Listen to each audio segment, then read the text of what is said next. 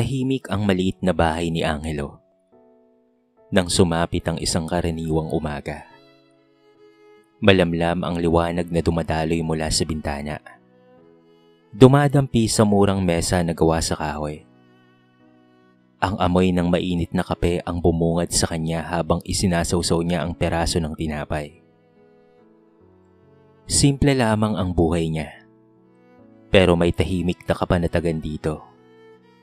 Isang uri ng payapang hindi kailanman ibinigay sa kanya noong kabataan.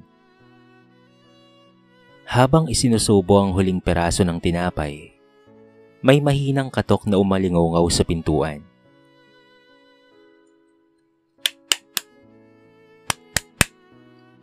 Napakunot ang donya. Bihira siyang makatagpo ng bisita.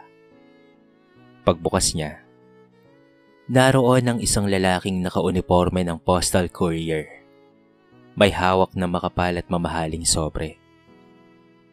"Delivery po, para kay Mr. Angelo Ramirez."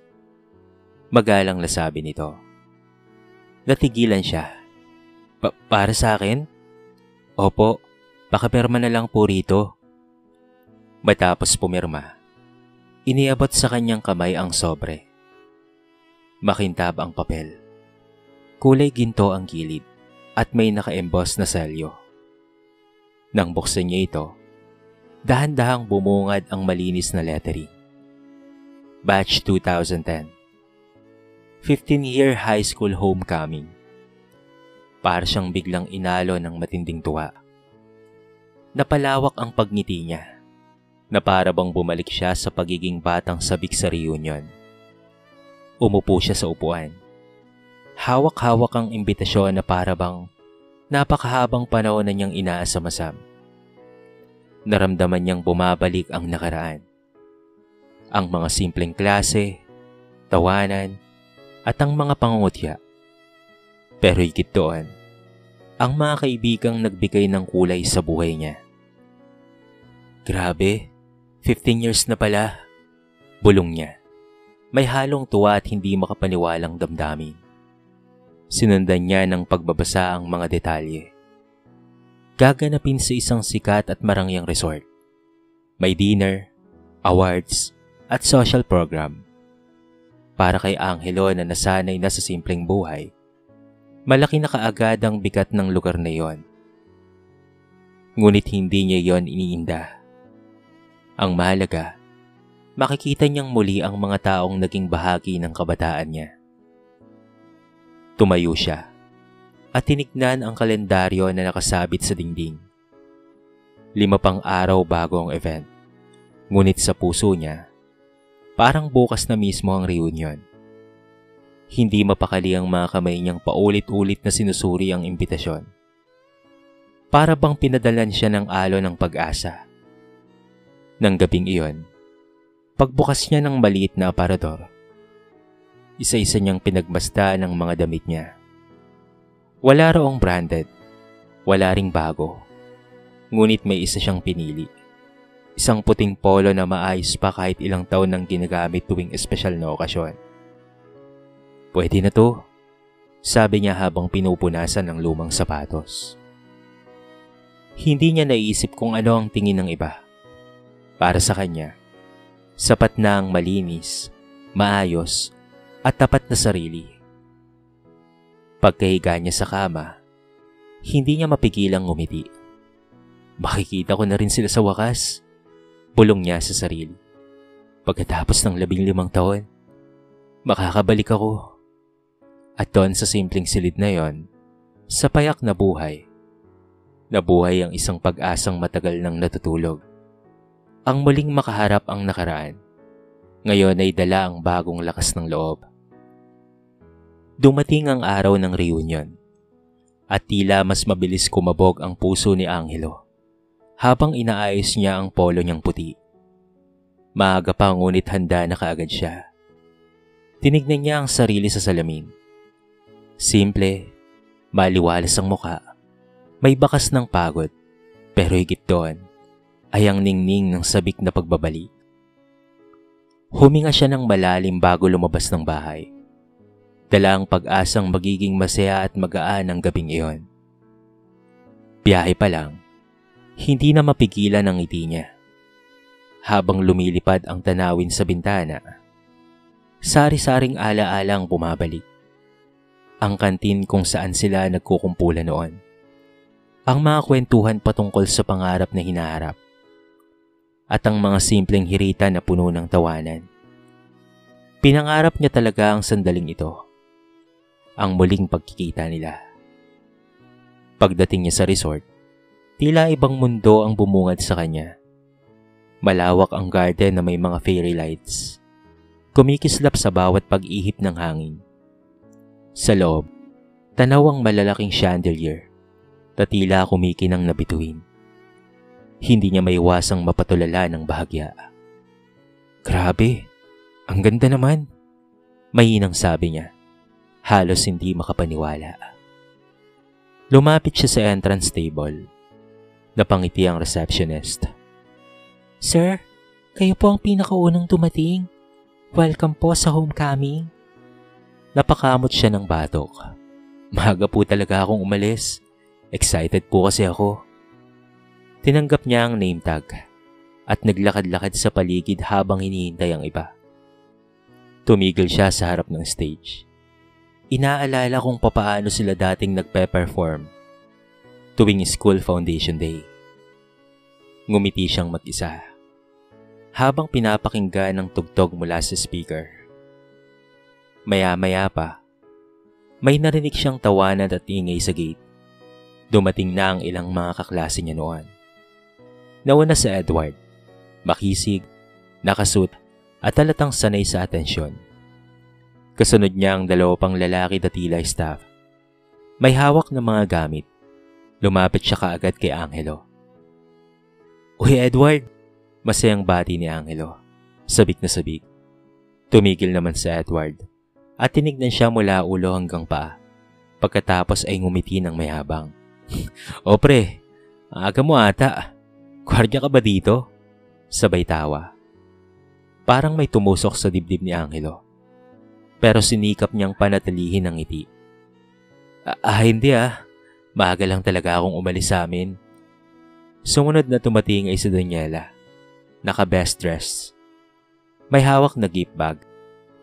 Hello guys. Teka, anong dala mo Angelo? Napayuko si Angelo. Nagkibit balikat. Ha? Wala sarili ko lang. Narinig niya ang pagbulong na Raymart habang papalapit. Nako, hindi pa rin nagbabago. Mahilig ka pa rin sa libre hanggang ngayon. Samantala, si Annalyn naman ay nakahalokip-kip, nakataas ang kilay. Totoo ba? After 15 years, hindi ka man lang umasenso kahit konti? Hindi man malakas ang boses nila, pero sapat na ang tawa at tinginan upang maramdaman ang kirot. Kanina'y punong-puno ng saya ang puso niya. Pero ngayon, tila mabigat na at malamig. Dahan-dahan siyang napayuko. Pilit na nagtatago ng lungkot na sumisiksik sa kanya. Hindi niya inaasahan na ganon pa rin ang tingin nila sa kanya. Siguro, hindi talaga nagbabago ang lahat. Bulong niya sa sarili. At ang ngiting dala niya mula sa pagkagising ay unti-unting naglaho. Habang nagsisimula na ang opisyal na programa ng homecoming, nakaupo lamang si Angelo sa isang mesa malapit sa gilid ng venue. Maaga pa, ngunit tila unti-unti nang nabubura ang pananabik na baon niya mula sa bahay. Pinapanood niya ang mga kaklase. Tumatawa. Nagkikwento patungkol sa naging buhay nila. Nagpapalitan ng balita patungkol sa mga trabaho at negosyo. Ang ilan ay may kasamang asawa at anak. Ang iba na may sariling pinagkakaguluhan at tagumpay. Sa gitna ng ingay at saya ng lahat, tila si Angelo ang pinakatahimik. Pilit siyang nakangiti sa tuwing may dumaraan upang bumati. Ngunit kapansin-pansing walang nagtatagal sa mesa niya. Ang mga dating kaklase ay nagsisiksikan sa isang lugar. Pinag-uusapan kung anong sasakyan ang gamit nila. Kung saan bansa nakapagbakasyon o kung gaano kalaki ang sahod nila. Hindi niya masasabing masama iyon. Ngunit ramdam niya ang pagitan. Isang pagitan na tila lumaki palalo dahil sa mga sinabi kanina. Napabalik ang isip niya sa mga panahong high school pa lamang sila. Naalala niya kung papaano siyang madalas na maging sentro ng biro, kahit hindi nakakatuwa. Ang palaging kulang sa baon, ang minsang hindi makabayad ng project fee sa oras, ang minsang hindi makasama sa outing dahil walang pamasahe. Hindi naman lahat ng alaala niya ay masama. May mga kaibigang mababait rin noon. Ngunit parang mas nangingibabaw ang bigat ng mga araw na kailangan niyang kayaning mag-isa. Pinilit niyang ibalik ang ngiti nang merong lumapit sa kanya. Ito ay si Anton, isa sa pinakamabait nilang kaklase noon. "Oy Angelo, kamusta na pare?" tanong nito. Ngumiti siya. "Ayos naman Anton, natutuwa akong makita kayong lahat." Pero agad ring umalis si Anton nang may tumawag dito mula sa kabilang mesa. Naiwan na naman siyang mag-isa. Nakatingin sa mga ilaw sa kisame. May kakaibang kirot na tila humihigop sa senya. Habang kinakain niya ang salad na kinuha niya mula sa buffet, sumilip siya sa malayo kung saan nakatayo ang grupo ni na Edward. Pasigla nilang pinag-uusapan ng mga negosyo at sasakyan. Mga bagay na hindi niya makuwang ipagmalaki. Kung meron man, isa sa Edward sa mga pinakahinahangaan sa batch nila dahil sa tagumpay nito. Ngunit kanina, isang biro lang ang nagpabagsak sa damdamin ni Angelo. Ramdam niyang dumudulas ang kumpiyansa niya. Hindi ba sapat ang pagiging masipag? Tanong niya sa sarili. O kailangan talagang mayaman ka para hindi ka pagtawanan? Pinilit niyang alisin ang bigat na nasa dibdib. Hindi siya dapat pinanghihinaan ng loob. Narito siya dahil gusto niyang makipag-reconnect, hindi upang makipagpaliksahan. Maya-maya pa, ay tinawag ng host ang atensyon ng lahat. "Batch 2010, find your seats. Mag-uumpisa na ang next part of our program." Unti-unting nagsibalikan ang mga kaklase sa kaniga nilang mesa. Bumalik si Angelo sa upuan niya at tuminga ng malalim. Pilit niyang pinapatunog sa isip na masaya ang gabing ito, na hindi dapat masira ang pakiramdam niya. Pero habang tumatawa ang iba, tila unti-unti siyang humihiwalay sa kasiyahan. Kahit sinusubukan niyang umiti, may lungkot na hindi maitatago. Masaya ang musika sa loob ng Grand Pavilion ng high school reunion. Pero ang ingay ay tila hindi umaabot sa kinauupuan ni Angelo. Kahit napakaganda ng ilaw at dekorasyon, nanatili siyang nasa gilid, nakaupo sa isang corner table. Tahimik na pinagmamasdan ng mga kaklaseng abala sa tawanan, hulihan ng litrato, at kwentuhan ng nakaraan. May mga lumapit na mga teacher para magkamustahan. Pero karamihan sa kaklase niya ay tila hindi na siya nakikita. Yung iba ay nahihiya dahil narinig na nila ang mga pambabasto sa kanya kanina. Yung iba naman ay sadyang walang pakialam.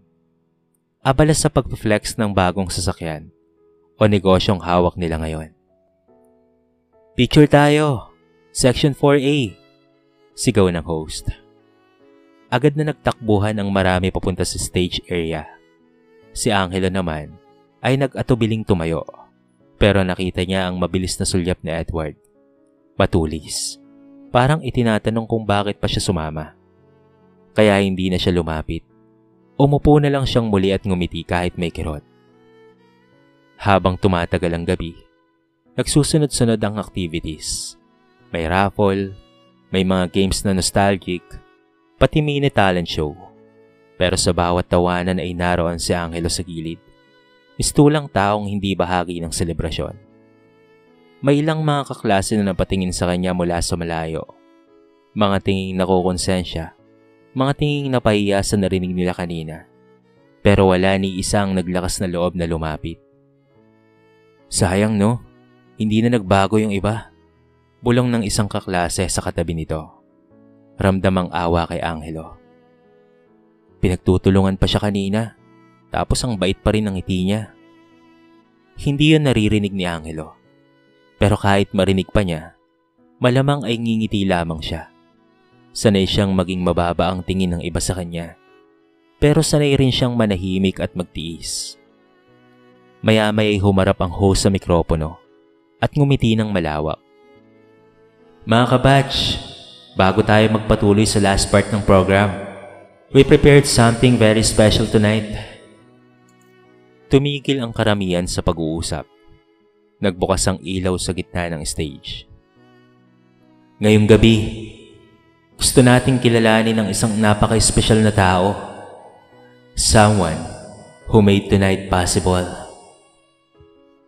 Nagpulong-bulungan ang mga tao. Sino kaya yun? Si principal ba? O baka naman yung mayor na batchmate natin? Hindi makasagot ang ilan. Hindi rin nila maiisip kung sino ang tinutukoy. Ngumiti ang host. Mas malawak kaysa kanina. Hindi nyo ito inaasahan. Pero mamaya, maririnig nyo ang kanyang personal na mensahe para sa ating lahat. A special appreciation message from our anonymous donor. Tumingin si Angelo sa paligid. Nagtataka rin sa sinasabi. Nagpatuloy ang host. Handa na ba kayo? Oo, handa na kami. Sigaw ng iba. Mga kabatch, let's all welcome on stage. Tumigil ang musika. Umingay ang tampol. Kumislap ang spotlight. Mr. Angelo Ramirez. Parang bumaliktad ang mundo ng lahat. Napatingin sila kay Angelo. Ang lalaking tahimik, simple ang damit, at kanina lamang ay tinawag pa nilang mahilig sa libre. Ngayon, siya ang nasa sentro. Siya ang pinakikinggan. Siya ang inanyayahan. At walang makahinga sa gulat. Para bang huminto ang oras nang marinig ni Angelo ang sarili niyang pangalan.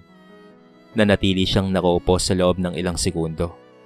Hindi sure kung siya nga bang tinawag. Pero habang nagtatama ang mga mata ng buong venue sa kanya, lalo na ang apat na ng insulto kanina, unti-unti siyang tumayo. Hindi maipintas sa mukha ni Edward ang pagkagulat. Natigilan siya at tila naiya sa kanyang sarili. Si Daniela ay napakapit sa dibdib niya. Si Raymart naman ay napabuka ang bibig, habang si Annalyn ay napatakip ng palad sa bibig. Hindi makapaniwala sa kanyang narinig. Lumakad si Angelo papunta sa stage. Hindi ito mabilis, hindi rin mabagal. Pero bawat hakbang niya ay merong bigat. Parang may kasama itong lahat ng alaala ng high school. Lahat ng pagpapahirap at lahat ng pananakit na tiniis niya sa maraming taon. Pagdating niya sa podium, binigyan siya ng host ng mikropono. Ngumiti ito sa kanya. Thank you, Angelo, for making this reunion possible.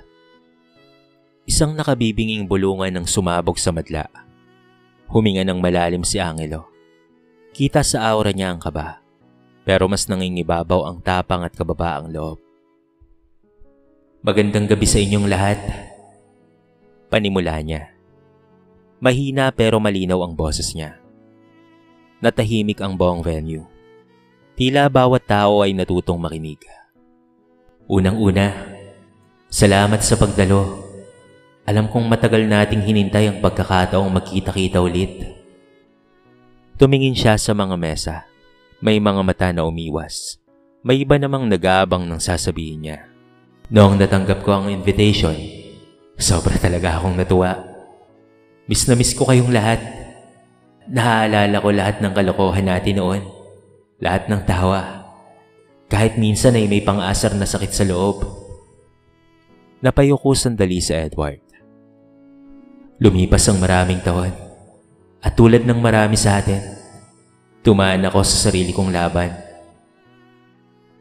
Dahan-dahang bumabalik kay Angelo ang mga alaala. Ang pag-alis niya pagkatapos ng graduation. Ang pagtatrabaho bilang utility boy sa isang maliit na tindahan. Ang gabi-gabing pag-aaral habang pagod na pagod. At ang pagpunta sa abroad gamit lamang ang ipon na hindi kasya. Pero dinala niya ang malaking pangarap. Hindi naging madali ang lahat. Pagpapatuloy niya. Nag-aral ako ng business habang nagtatrabaho. Nag-ipon ako, nabigo, pero bumangon ulit.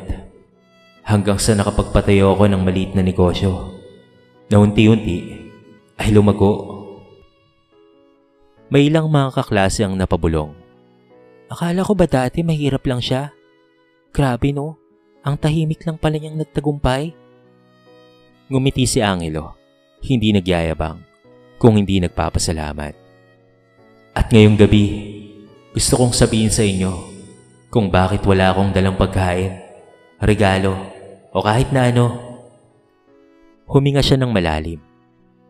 Dahil hindi ko na kailangan pang magdala. Napatingin ng lahat sa kanya. Dahil ako po ang nag-sponsor ng buong catering pati na rin ng venue. At doon, tuluyang nanlaki ang mga mata ng lahat. Isang iglap ng katahimikan. Walang kumilos, walang kumurap. Lalong-lalo na, ang apat na nangusga sa kanya, hindi halos makatingin. At sa gitna ng tahimik na venue, isang mahinang paghikbi ang narinig. Wala lang nakakaalam kung kanino galing. Ang gabing puno ng yabang, pangusga, at pangmamaliit, biglang napalitan ng hiya at pagkamangha sa lalaking minsan nilang tinawanan. Hindi pa rin makakilos ang maraming tao matapos marinig ang revelasyon ni Angelo. Para silang tinamaan ng malamig na hangin. Tahimik, naguguluhan, at tila may malaking batong dumagan sa dibdib nila. Nakangiti si Angelo pero bakas ang pagod sa kanyang mga mata. Hindi pagod sa kanyang sariling katawan, kung hindi pagod sa mga taong minsan ay hindi naniniwala sa kanya. Pagbaba niya ng stage, parang unti-unting lumuwag ang paligid. Ang ilan sa mga kaklase ay nagsigawan ng, "Grabe, siya pala ang sponsor. Hindi ko inakala. Ang bait niya para gawin yun, no?" Pero ang apat na papanghusga, sina Edward, Daniela, Raymart at Annalyn, ay nanatiling nakatayo lang. Para bang na-freeze sa kinatatayuan nila. Unang lumapit sa kanya si Daniela. Mabagal ang bawat hakbang niya. At habang papalapit, nangingilid ang luha nito. "Angelo?" mahina niyang sabi. "Grabe, ang sakit sa dibdib. Nahiya ako sa ginawa ko sa'yo." Ngumiti si Angelo. "Daniela, okay lang yun. Matagal na yun, no? Hindi ko na iniisip." "Pero mali pa rin," sagot niya. Pinupunasan ng mata.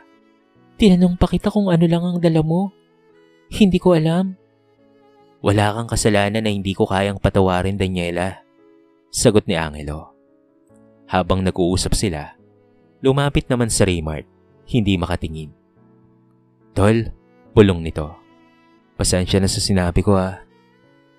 Yung salita akong mahilig sa libre. Nakakahiya. Hindi ko akalain." Pinatong ni Angelo ang kamay sa balikat niya. "Raymart, seryoso. Matagal ko na kayong napatawad. Lahat tayo ay may mga panahon na immature pa nun." Natulala si Raymart. "Hindi ka talaga nagbabago. Napakabait mo pa rin." Ang sumunod naman ay si Annalyn. Nakayuko ito at parang hindi makapagsalita. Inilalapit niya ang palad sa mukha niya. "Hindi ko alam kung paano ko haharap sa'yo." Aniya. "Ako pa naman yung pinakamaingay kanina. Ako pa yung nagtanong kung hindi ka pa rin umasenso." Napangiwi siya, hindi dahil sa galit, kung hindi dahil sa bigat ng kahihiyan. "Angelo, ang sama ko at ang yabang ko." Tumawa si Angelo. Tumawa siya ng mahina. "Annalyn, tumanda na tayo, no? Hindi na natin kailangang magtanim pa ng sama ng loob." Nagangat siya ng tingin. Hindi makapaniwala na ganoon pa rin kabait si Angelo. At sa uli, si Edward ang lumapit. Ang pinaka-proud noon, pinakamayabang, at pinakamapang-insulto. Nakayuko rin at hindi makatingin. "Pare," mahina niyang simula. "Hindi ko inakalang ganito ka na pala. Kanina pa ako kinukurot ng konsensya ko, sa totoo lang." Hindi umimik si Angelo. Hinihintay siyang magpatuloy. Tinanong pa kita kanina kung guard ka ba dito. Ang tanga ko. Ang late ng tingin ko sa'yo. Pero ikaw pa pala yung tumulong sa amin para magkaroon ng reunion. Maraming salamat pare ah. Huminga ng malalim si Edward. Malaki ang utang na loob ko sa'yo. Pasensya na bro. Wala yun no. Sagot naman ni Angelo, sabay ngiti sa kanya. Kung hindi dahil sa inyo, wala rin naman akong inspirasyon dati para magsikap. Parang binuhusan ng malamig na tubig ang apat. Hindi sila makapaniwala na ang taong minamalit nila ay siya pang nagpapatawad at nagpapalawak ng puso ngayon. Sa hindi inaasahan, nagkayayaan ng group picture ang host. Batch 2010, lumapit kayong muli lahat. Kasama si Angelo sa gitna. Lumapit si Angelo. Ngumiti. Hinila niya sina Edward, Daniela, Raymart at Annalyn papalapit. Hoy, likay dito, sabi niya sa kanila. Hindi pwedeng wala kayo sa tabi ko. At doon, sa unang pagkakataon matapos ng maraming taon, nagyakap sila.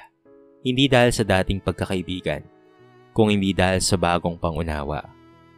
Ang maskara ng yabang, inggit at pangusga ay unti-unting nalaglag.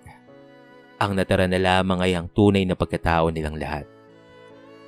Matapos ang huling group picture, nagsimula nang mag-uwian ng mga batchmates.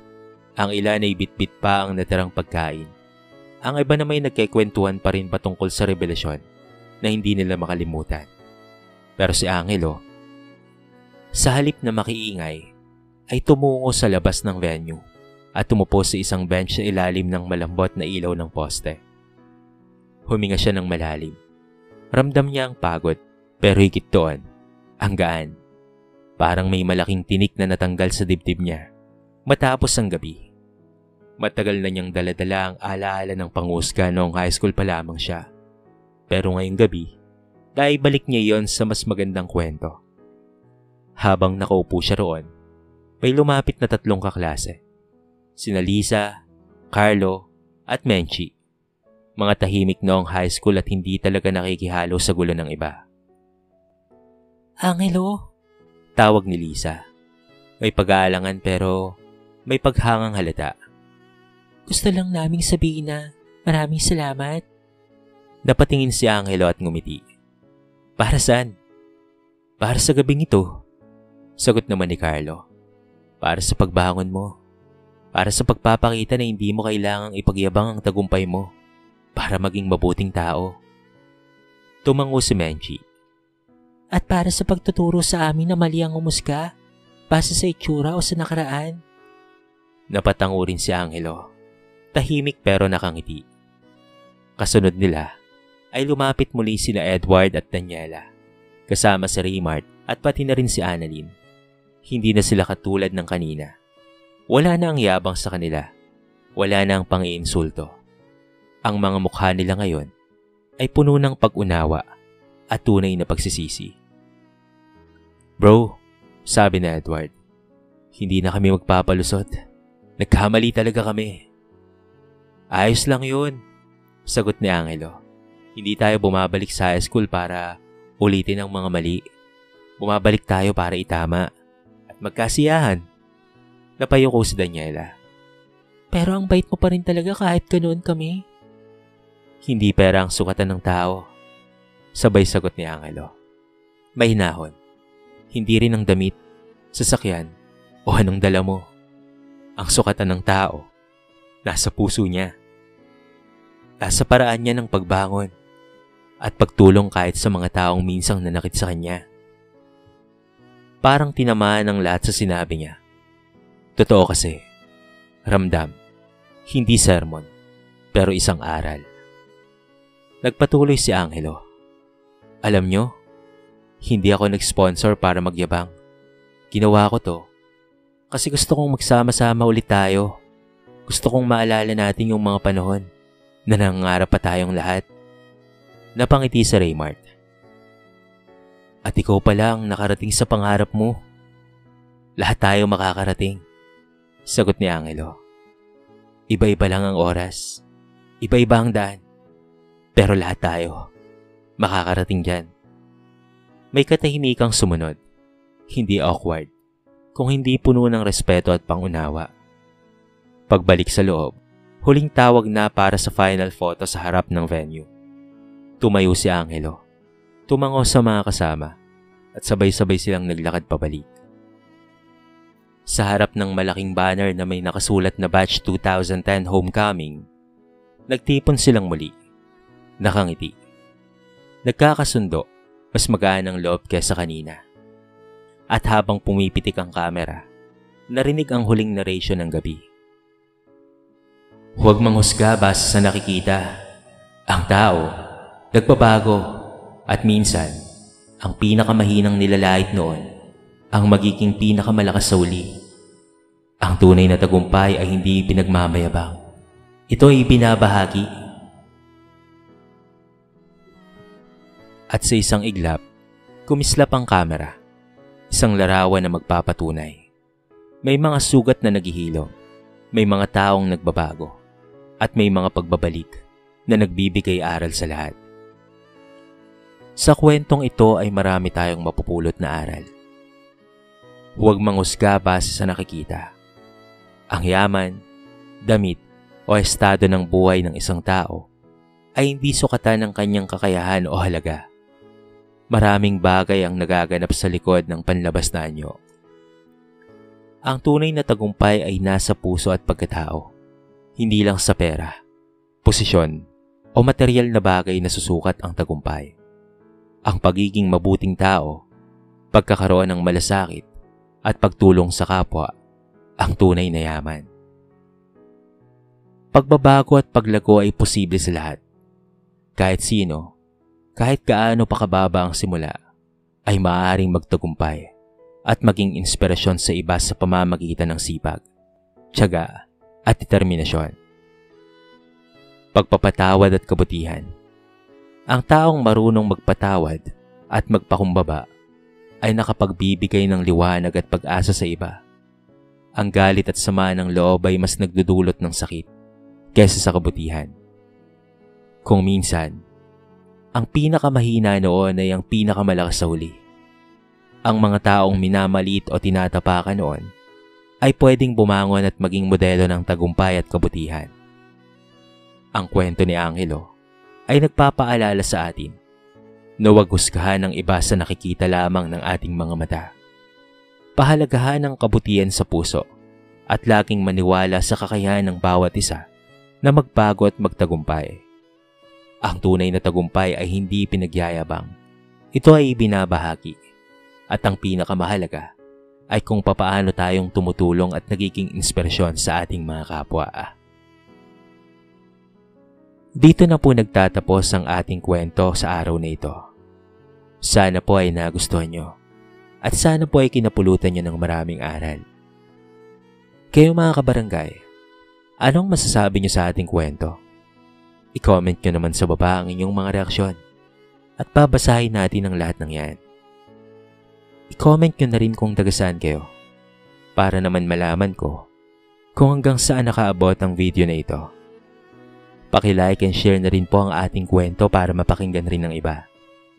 At kung bago ka pa lamang sa ating channel, baka naman pwedeng pakihit ang subscribe button at bell notification button para palagi kang updated sa mga bago nating upload na katulad nito. So paano mga kabarangay? Hanggang sa muli. Thank you so much and peace out.